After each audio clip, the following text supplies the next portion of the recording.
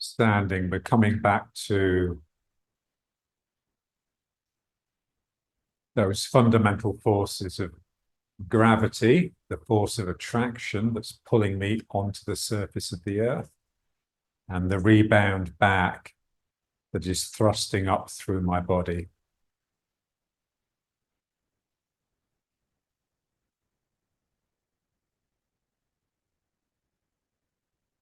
Looking down at the feet, making sure they're correctly aligned. So the big toes slightly pointing in, but the little toes out. So the middle toe is forwards.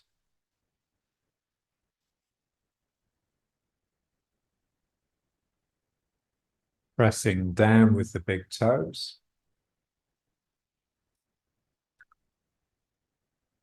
It feels like the big toe is the point of stability. Feels like the heels are trying to drift outwards like this. Partly because of the expansion across your relaxing sacrum, but also the little toes are trying to venture out, which is from your opening up and rising inside. That sort of sense of curiosity and desire to go into the world and adventure.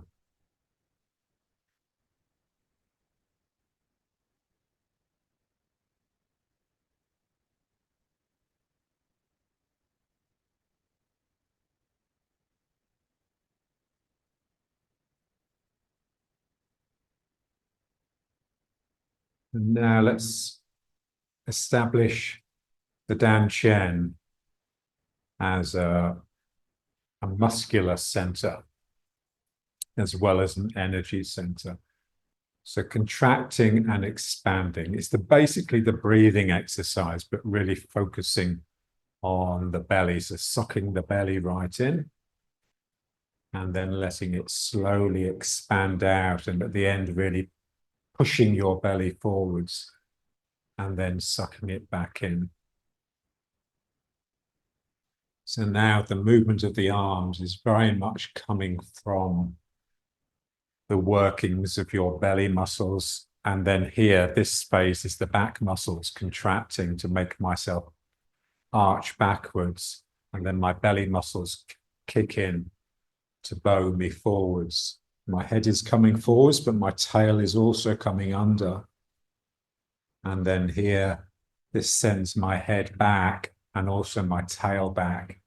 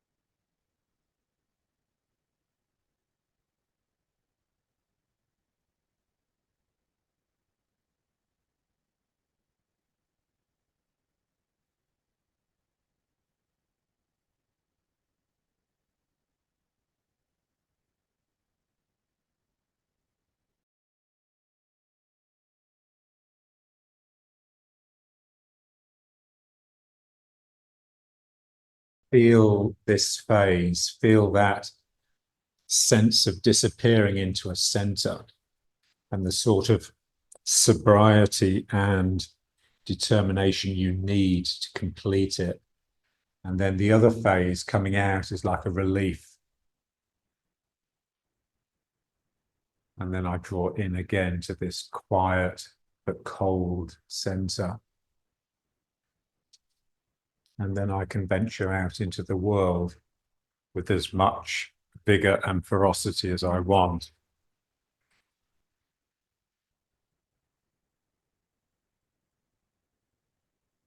It's this withdrawing phase that's the difficult one, that we need to have there in the background all the time. pulling ourselves together, holding ourselves together so that we don't dissipate from all the distractions around us.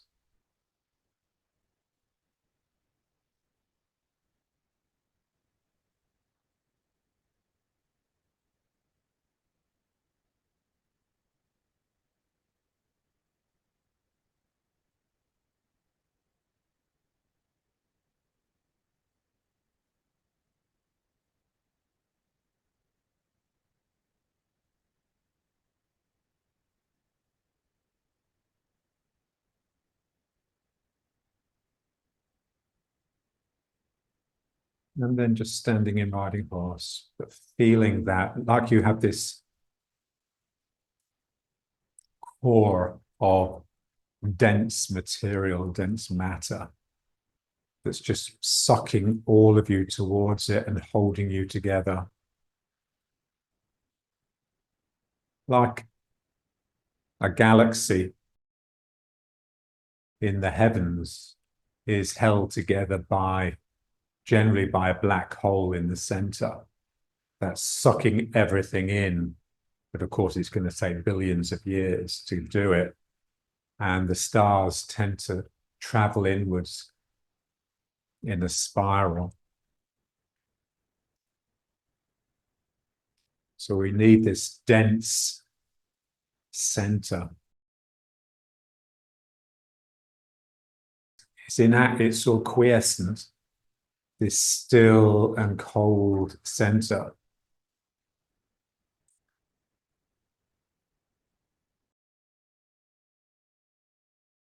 We want to locate the mind that goes with each of these principles.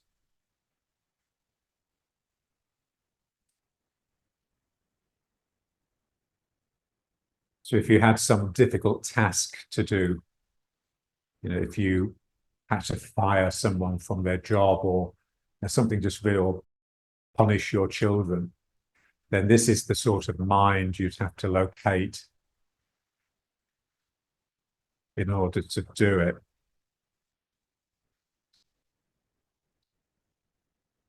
And now let's just get the circuit going. So something is evaporating from the ground, like this warm mist is rising, gathering above my head, and then raining down all over me.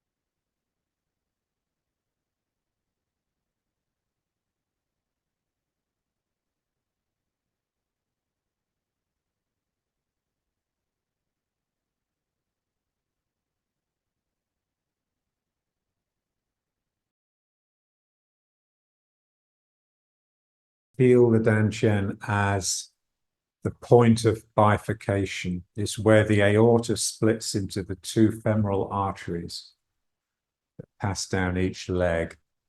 So it's coming down into this point and then it branches.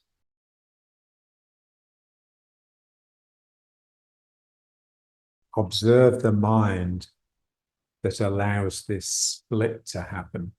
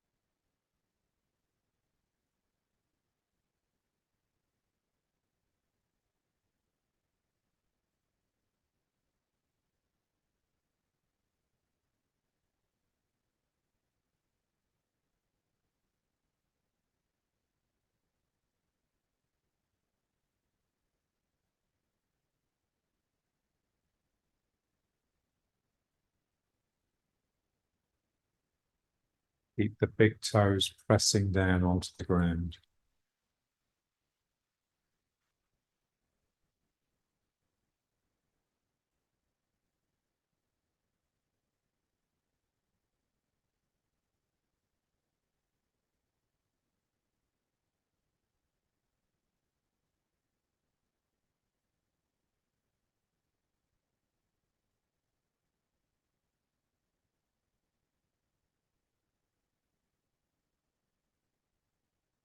And now this again, but now with the breathing. Breathing out, sucking the belly in. Breathing in, expanding.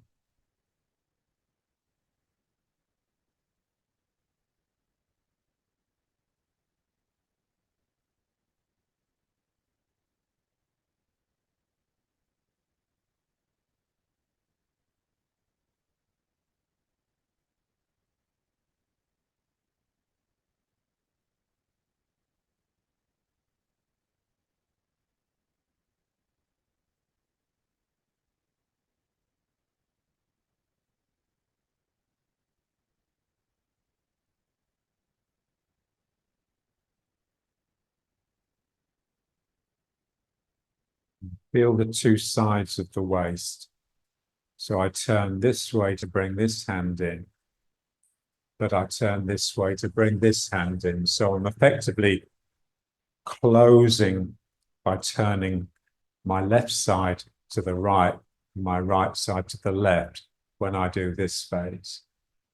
And then I reverse it here. So this side turns this way, this side turns this way. And if you just split them slightly, then it's easier to feel.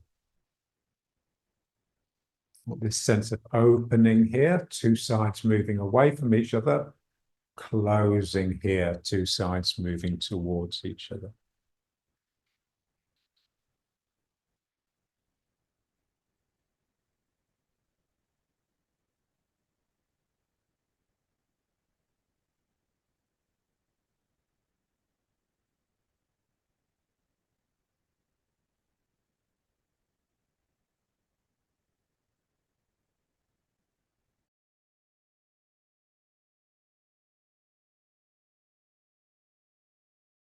Reaching down and bringing something up the body, out of the head. So we've just reversed that circuit we were doing. This is the tree. Something is growing up the tree, reaching out and then dropping down all around.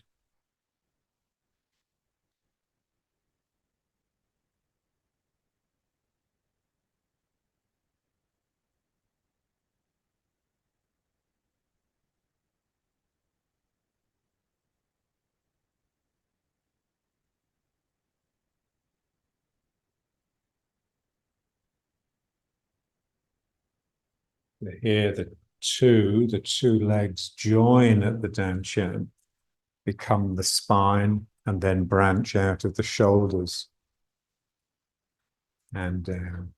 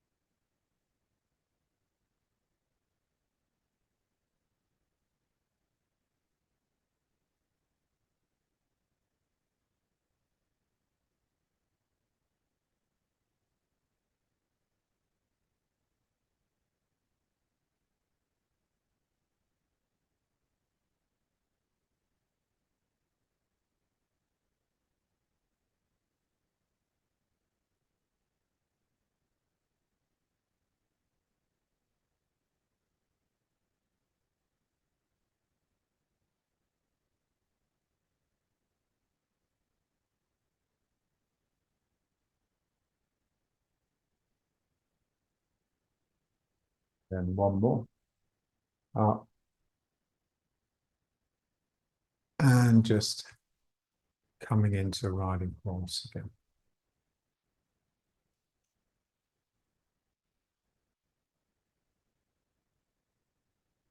Press down with the big toes. If I get that, then I can allow my heels to drift out, knowing that they're not going to move because of the anchor of the big toe. And also the little toes. It feels like the little toes are trying to come off the actual foot.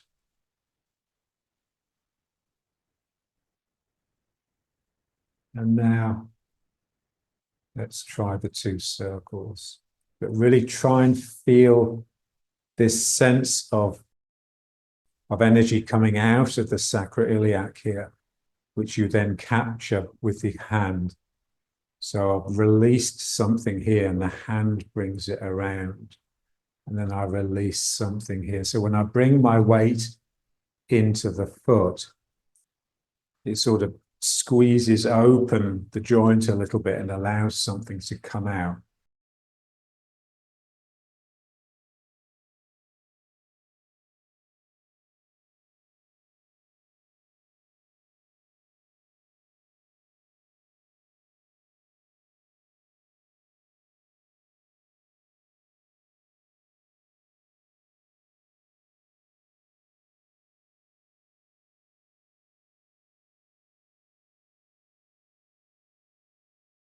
This is an aspect of the sinking.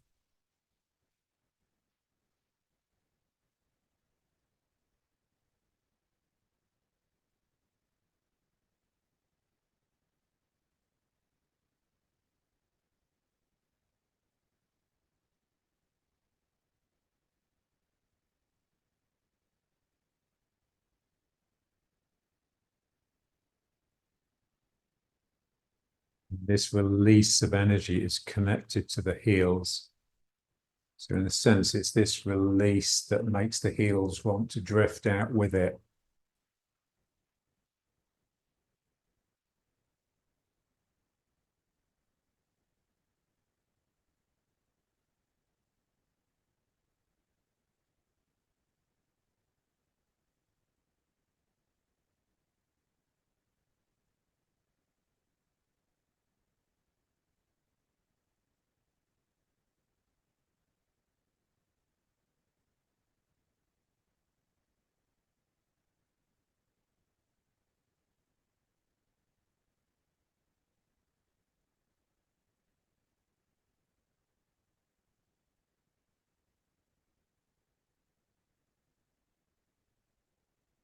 So as one hand is expressing that energy in front of you, the other hand is already gathering the next handful from the other leg. This is what makes it all difficult.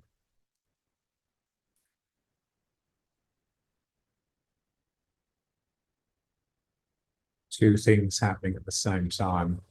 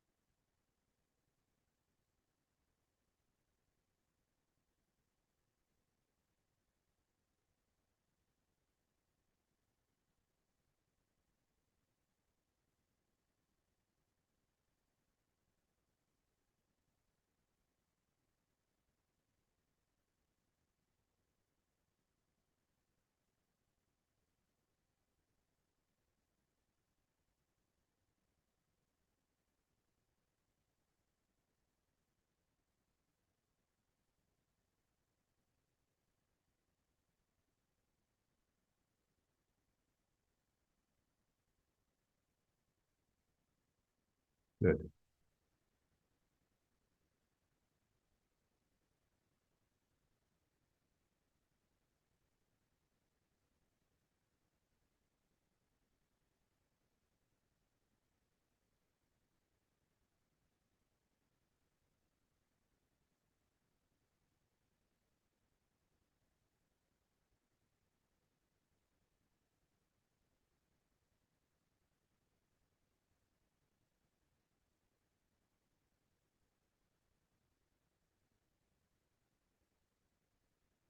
Let's try imagining it as a rope that we're pulling through to our right side all the time. So it's effectively just the two circle exercise facing the corner, but the outside hand is bigger. That circle is effectively bigger. So I reach and I yield the person through to my right. At the same time, my left hand is reaching around them, bringing them through, and then my right hand reaches up again. So my right hand is always in front of the person, and my left hand is trying to reach behind them.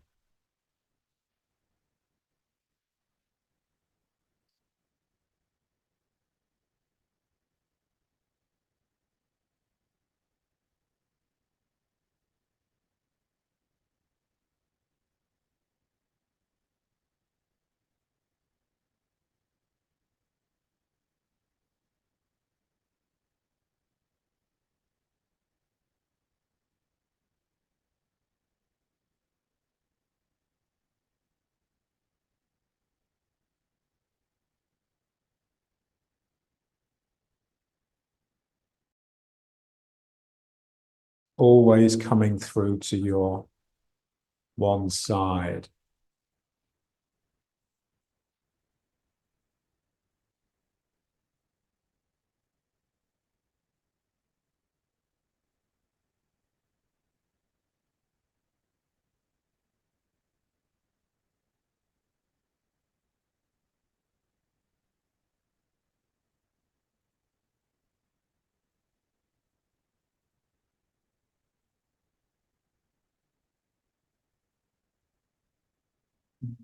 The other side. So reach, pull the person through, the other hand reaches behind them and just helps them come through. And as it does that, the other hand just sneaks up again.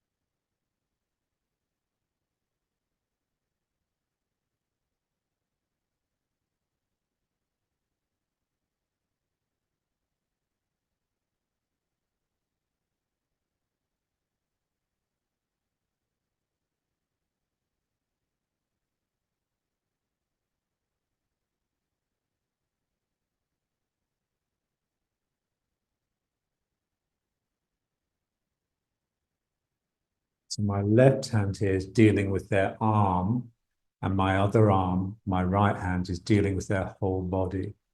They're just different scales, really. So what the left hand is doing is quite small and specific, and what the right hand is doing is much bigger. So I need these two minds operating within myself.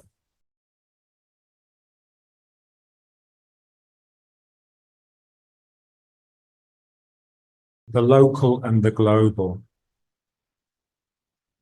in the same way that we would like to be attending to both short-term and long-term. The same idea, just different scales. As we know, what tends to be good on the short term is often bad on the long term, and vice versa. And so here, if I put too much into this, then I'll just pull the person on top of me because I won't have captured their whole body. It needs the other arm as well. And if I just think in terms of capturing their whole body, I'm liable to get a fist in the face. So I have to attend to both the fist and the body that's behind it.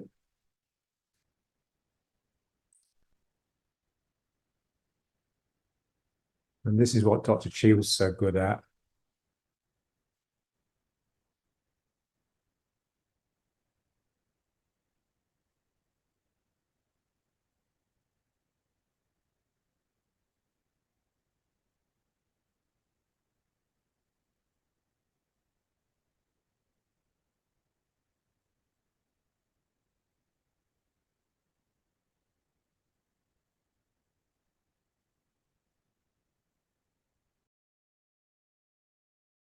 And now just bringing it back to riding horse again. Big toes coming in towards each other a little bit and pressing down. And that allows the little toes to almost come off the ground and reach out, but not so much that the knees come in. I want my knees to be going out as well. And my heels are sort of drifting apart, spreading open my sacrum. There's a lot to think about.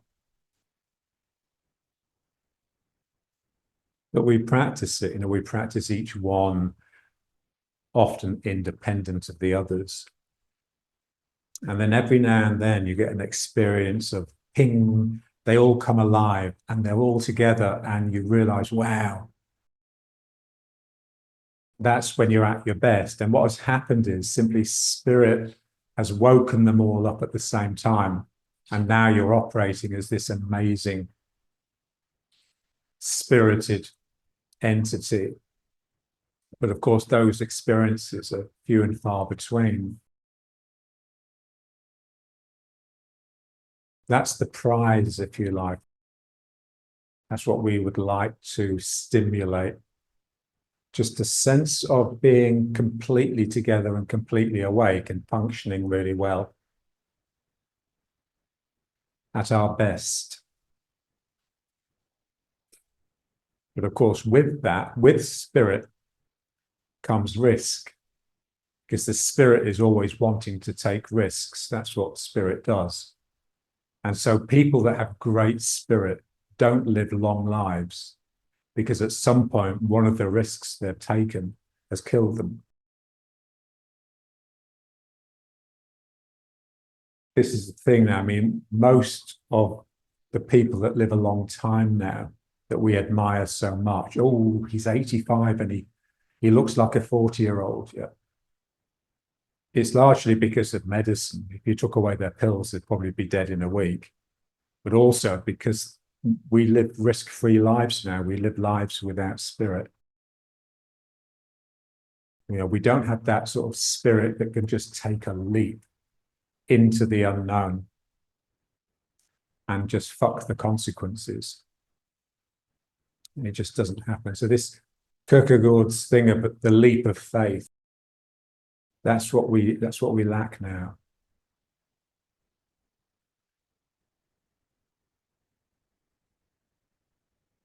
We have become, as Nietzsche's pointed out in the 1880s, we have become herd animals. We've become a flock. of consuming herbivores without that hunting spirit.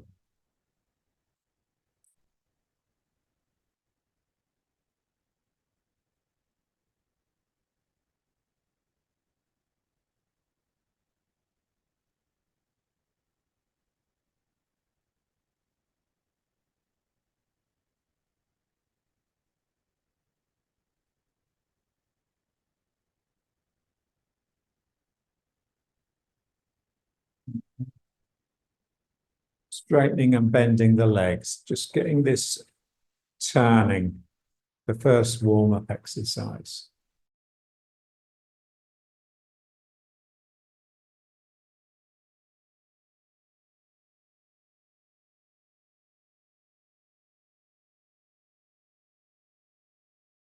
Pulling with the leg, and then I'm pushing with the other leg, pulling with this leg, pushing with this leg.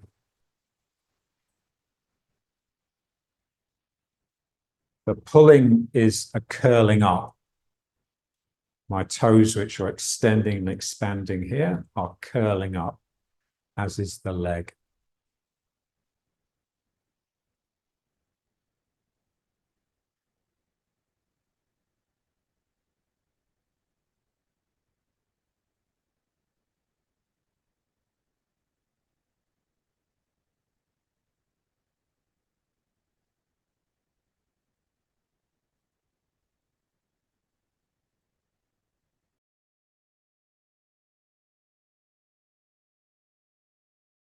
Feel the centrifugal and the centripetal. A feeling of expansion and then a feeling of contraction. Fleeing the center, seeking the center. Fleeing the center is coming from the leg extending, and the seeking the center is coming from the leg pulling.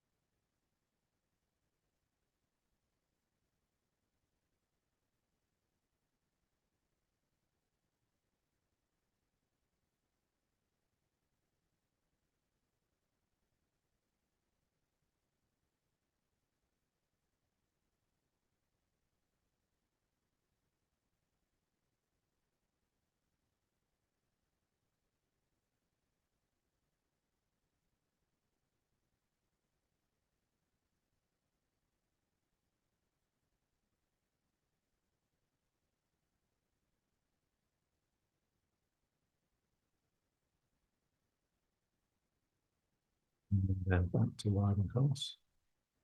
Big toes pressing down. It's not simply the pad of the toe, what they call the ball of the toe, that's pressing down. I'm trying to hook them down. I'd like to get the tip of my toe pointing down into the ground.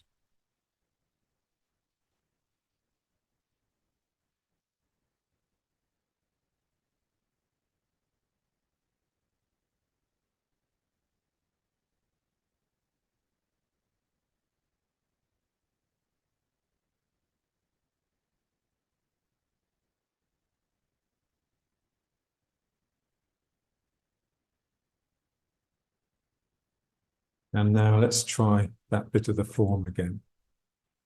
So I'm reaching forwards.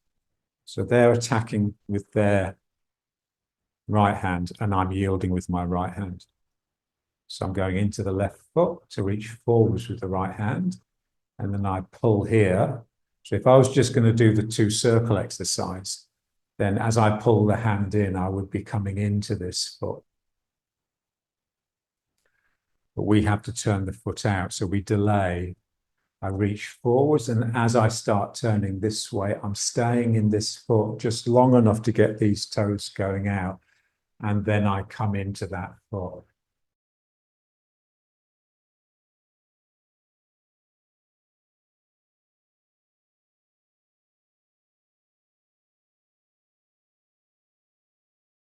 So that's yielding to their arm, to their fist.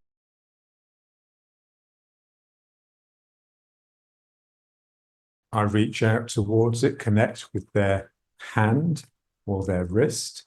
I'm aiming for the joint for the wrist, and then I turn here and bring it through.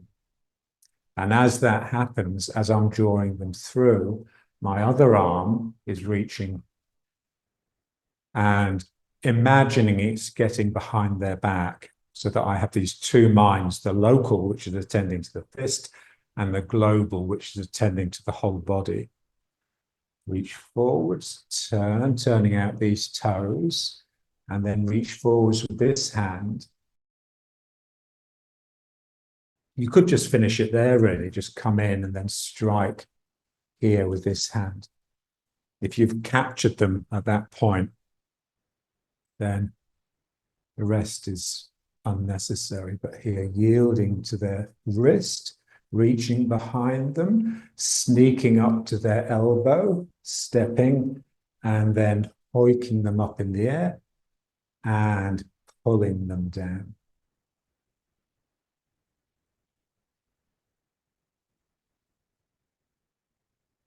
Reaching for the wrist, drawing the hand through, the other hand reaches behind, and then you reach up to the elbow with the first hand, and then you bring them up in the air, and then you yank them down sooner than gravity will pull them. So uproot and down root. And the down root, if you did it strongly enough and picked the right moment, would really whip into the neck.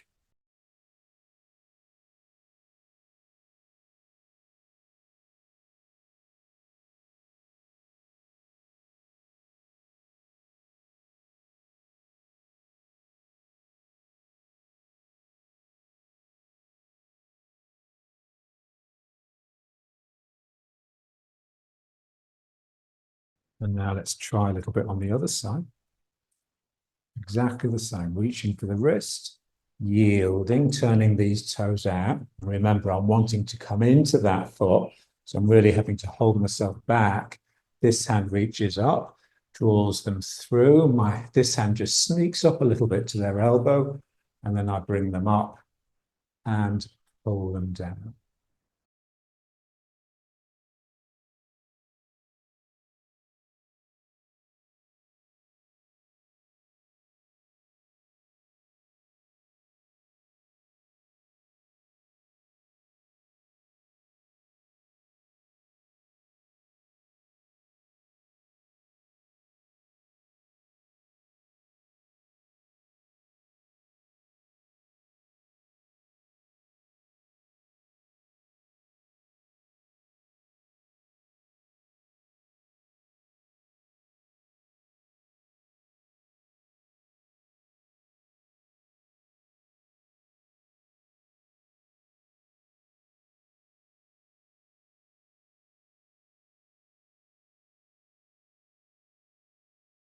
Let's try again. And now, when we bring the foot up to step, just keep it up in the air.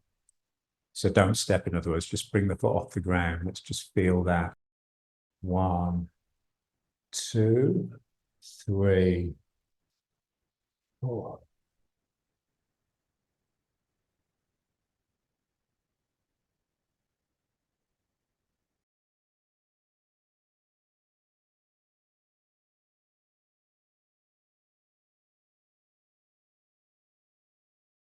The short form has this thing of being balanced at all times, apart from when we do these adjustment steps, so we just hop up with the back foot. The test they used to use was the master used to clap his hands every now and you should be able to just freeze without falling. which is a test that you have your balance.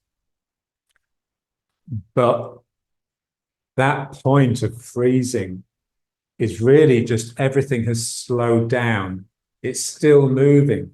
So when I've got my foot coming up in the air, it's all slowed down and then it starts moving again. It hasn't actually stopped. So this is important. When we pick the foot up, we don't want the form to be sort of stop and start, which tends to be how it's taught. It's taught by the numbers. It's like painting with numbers. Yeah. So I reach, I pull, I get behind, I reach up again. This foot comes up and everything is just really slowing down. And then it starts again. So I have to try and keep that thread unbroken in the thread of my mind, my intent. 1, 2, 3, 4, 5.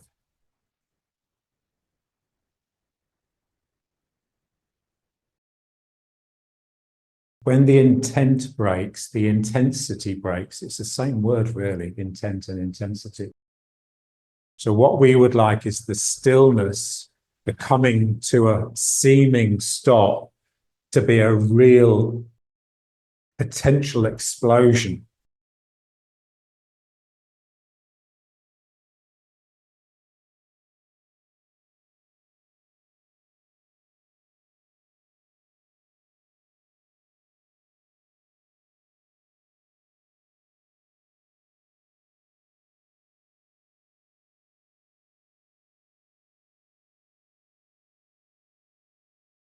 And then let's try putting on the next posture. So 1, yield. The other hand gets behind. This hand then sneaks up to the next joint. I step into them. I bring them up in the air, and then I pull them down. And now someone's coming in from this side here. So I reach. They're coming in now with their left arm. So I'm going to be yielding with my right. So it's their left, it's their other hand. So they're coming in here. So I take the wrist, draw the arm through. This hand is really coming up because their body would be here. Their arm is here. Their body. Normally, I'm sort of on the outside of their arm in pushing hands, remember? But now I'm really on the inside because they are here. So I capture them, and this hand is as much keeping them away, stopping them from actually getting too close. And then I step and I scissor the arm. So now I've broken the arm, so I'm doing this to their arm, pushing their wrist this direction, pulling their elbow towards me, but against the elbow.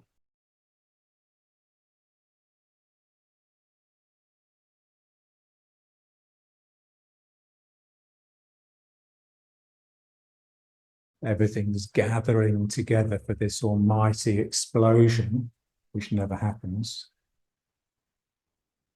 And then here, someone's coming in here. So I reach, and then this hand comes up. I think of helping the yield or just keeping them away, and then breaking the arm, and then just following through.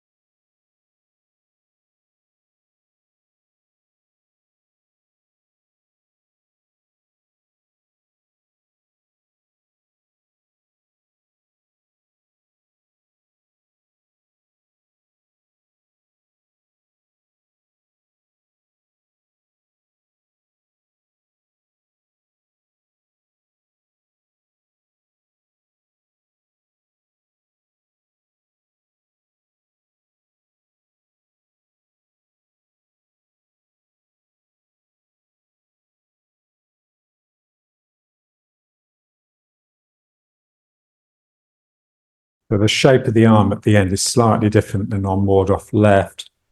So ward off left, I've got 1 foot forwards. This arm is just striking them really with your forearm or bringing them up and then pulling them down here. Whereas this one is much more extended. So let's try the other side. So 1, 2, 3, 4. And then here I have to switch my attention from here suddenly to here. It doesn't have to be the side, you can think corner.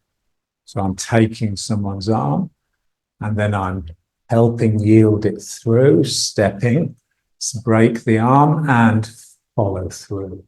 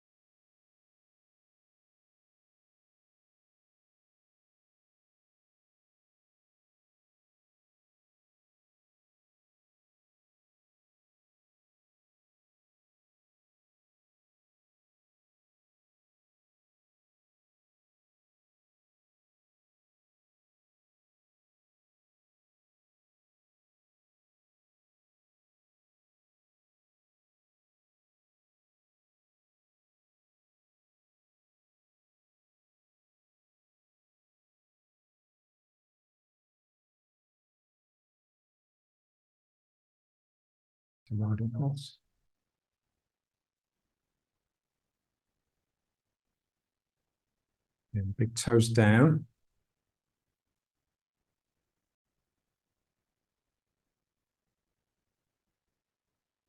Really feel that it's the big toe that roots you. I'm sure it's not. It's just because we're not used to pushing the big toe down. It's easier to feel. The heels were on them all the time, so it's difficult to feel that the heel has any added significance. Whereas my big toe, I can really feel it trying to penetrate the ground, and my intent of getting involved in that.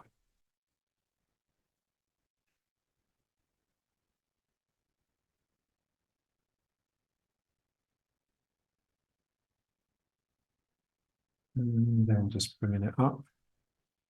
And again here, big toes almost touching, but the little toes out. So really trying to splay your toes.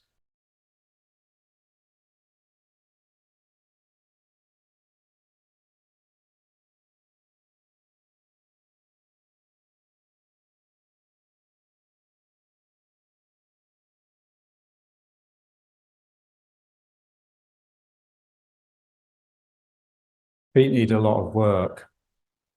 So if you're watching TV, you can just massage your own feet or get your beloved to do it for you.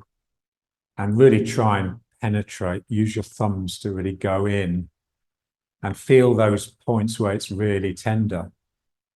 They're the points that need to be worked on.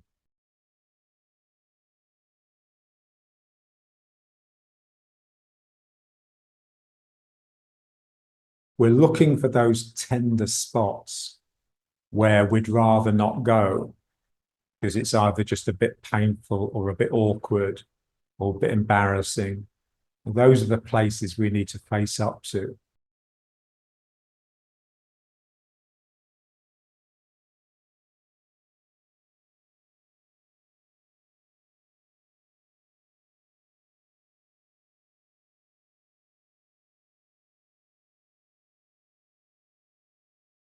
Feel the little toes, little fingers.